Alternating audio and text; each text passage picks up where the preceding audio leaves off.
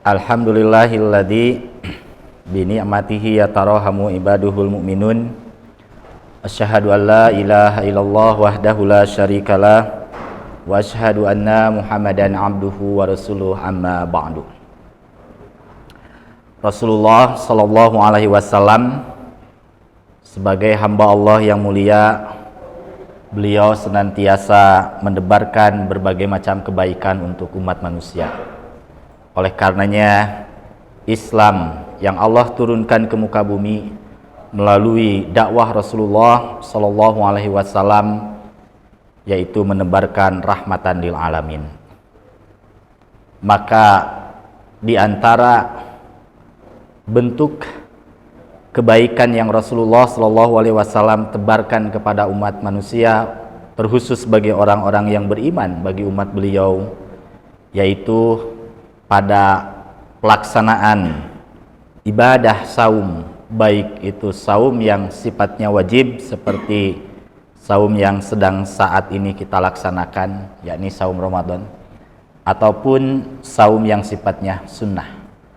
Rasulullah sallallahu alaihi wasallam menyampaikan kepada kita dalam hadis yang diterima dari sahabat Sahal bin Sa'ad bahwasanya Rasulullah sallallahu alaihi wasallam bersabda, kata Sahal, la yazalun nasu bi khairin ma ajjalul fitra.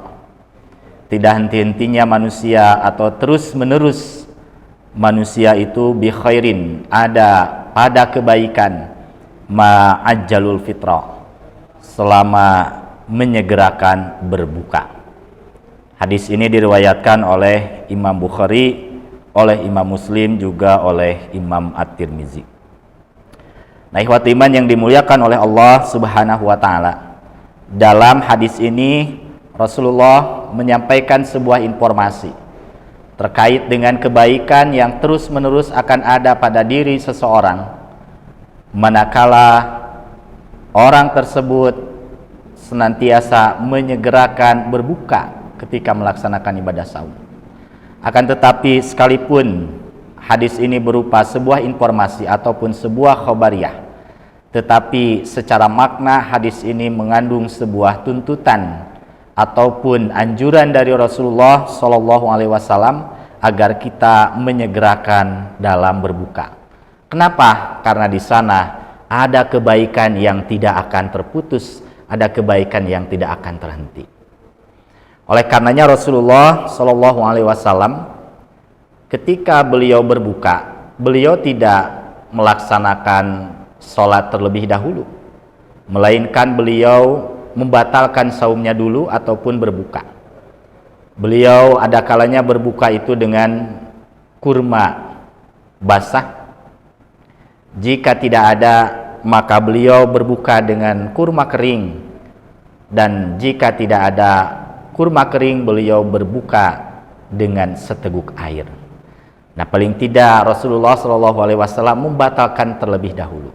Maka makna ajalul fitro, atau dalam bahasa lain itu takjil dalam bahasa kita. Tapi makna tajil pun di bahasa kita jadi maknanya bergeser. Tajil itu adalah makanan untuk berbuka. Nah, padahal maksud daripada tajil itu adalah menyegerakan berbuka. Nah, ini maksudnya ketika tiba waktu maghrib, maka jangan dulu menunggu selesai adzan maghrib lalu berbuka, apalagi sholat terlebih dahulu kemudian berbuka. Itu tidak dianjurkan oleh Rasulullah. Rasul menganjurkan agar kita bersegera untuk menyegerakan berbuka. Nah, ikhwatu iman yang dimuliakan oleh Allah Subhanahu wa taala, ada juga dalam hadis yang diriwayatkan oleh Ibnu Majah, hadisnya masih sama, hanya ada tambahan redaksi. Sahabatnya dari Abu Hurairah, Rasulullah bersabda, la yazalun nasu bi khairin ma'ajjalul fitra ajilul fitra. Nah, di sini ada tambahan sana ya, ajilul fitra. Rasulullah SAW setelah memberikan sebuah informasi terkait kebaikan yang akan didapatkan terus-menerus oleh seorang hamba selama menyegerakan berbuka, maka Rasul memerintahkan ajilul fitra, Oleh karena itu bersegeralah kalian untuk berbuka. Fainal Yahuda yuakhiruna, karena orang-orang Yahudi itu mereka senantiasa mengakhirkan berbuka. Nah, ikhwatu iman yang dimuliakan oleh Allah Subhanahu wa taala. Lalu sebetulnya kebaikan-kebaikan apa saja yang akan kita raih, yang akan kita dapatkan jika kita menyegerakan di dalam berbuka? Maka sekurang-kurangnya ada 5 poin yang saya baca dari syarah hadis tersebut terkait dengan al-khair, kebaikan yang akan didapatkan. Yang pertama adalah ahfadulil quwati, akan lebih menjaga kekuatan. Maksudnya yaitu kekuatan diri kita, baik kekuatan fisik maupun kekuatan psikis. Dan tentunya hal ini akan memaksimalkan seorang hamba atau diri kita ketika melaksanakan ibadah kepada Allah. Dengan fisik yang kuat, dengan psikis yang sehat, maka ibadah kepada Allah itu akan terasa nyaman, akan terasa nikmat, dan akan maksimal dalam pelaksanaannya. Nah, ikhwati iman yang dimuliakan Allah Subhanahu wa taala, maka menyegerakan berbuka ini akan menambah kebaikan dalam ibadah-ibadah yang kita laksanakan. Karena dalam sebuah hadis yang lain Rasulullah menyebutkan al-mu'minu qawiyyu khairun wa ahabbu ilallah minal mu'minid dha'if. Mukmin yang kuat itu lebih baik serta lebih dicintai oleh Allah daripada mukmin yang lemah. Lalu kebaikan yang kedua yang akan diraih dengan menyegerakan berbuka itu adalah warfa'ulil masyaqqati, akan lebih menghilangkan al-masyaqqah, kesulitan dalam diri ketika melaksanakan sebuah aktivitas. Setelah seharian melaksanakan ibadah saum, menahan lapar, menahan haus, perut kosong dari makanan, kosong daripada minuman, cairan yang masuk, tentunya ini akan mendatangkan al-masyaqqah ketika beraktivitas. Oleh karenanya Allah Subhanahu wa taala memberikan sebuah keringanan bagi seorang hamba yang mendapatkan kesulitan di dalam melaksanakan ibadah saum, maka ada syariat pengganti dengan qada ataupun dengan fidyah. Nah, ikhwatu iman yang dimuliakan oleh Allah, maka dengan berbuka ini masyaqqah yang akan menimpa diri kita itu setidak-tidaknya akan segera terangkat, sehingga kita dalam melaksanakan ibadah kepada Allah ada dalam kondisi tumanina. Kemudian yang ketiga, kebaikan yang akan diraih dengan menyegerakan berbuka adalah wa'ufaqul sunnati, akan lebih muwafaqah gitu ya, berkesesuaian dengan sunnah Rasulullah SAW. Dan tentunya inilah yang diharapkan oleh dinul Islam. Umat Nabi Muhammad SAW senantiasa muwafaqah terhadap sunnah-sunnah Rasulullah SAW.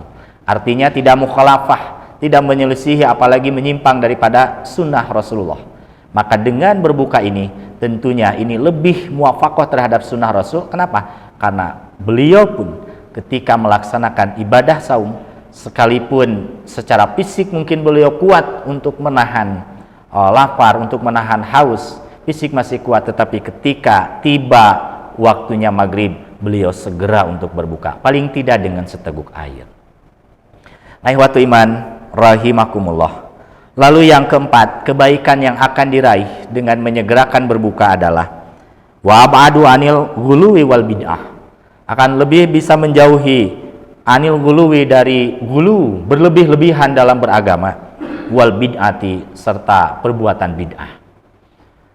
Rasulullah SAW mewanti-wanti untuk senantiasa waspada terhadap al-ghulu ini. Dalam sebuah hadis yang diriwayatkan oleh Imam An-Nasa'i, beliau bersabda, wa iyyakum wal ghulu, jauhilah oleh kalian al-ghulu, berlebih-lebihan, fid dini, dalam agama.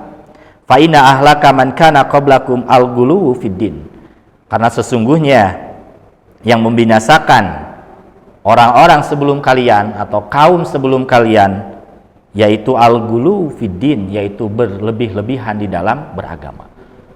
Oleh karenanya Rasulullah SAW tidak menyenangi orang yang berlebih-lebihan dalam beragama. Dalam satu kasus, Rasul pernah dihadapkan kepada 3 orang yang mempunyai semangat yang tinggi dalam beribadah kepada Allah, tetapi ternyata melanggar batasan-batasan Allah, atau disebut dengan gulu itu.